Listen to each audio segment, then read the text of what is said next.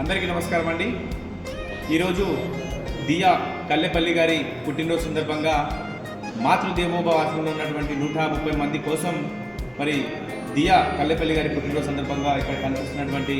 2 rice బ్యాగులు ఇప్పించడం జరిగింది. సో ఈరోజు పుట్టినరోజు వేడుకలు జరుపుకుంటున్నటువంటి దియా కల్లెపల్లి గారు మీరు ఇలాంటి పుట్టినరోజు మరెన్నో జరుపుకోవాలని, సదా ఆ భగవంతుడు నిండు నూరేళ్ళు ప్రసాదించాలని మాతృదేవోభవ ఆశ్రమం తరపునుంచి ప్రత్యేకంగా పుట్టినరోజు శుభాకాంక్షలు తెలియజేసుకుంటూ,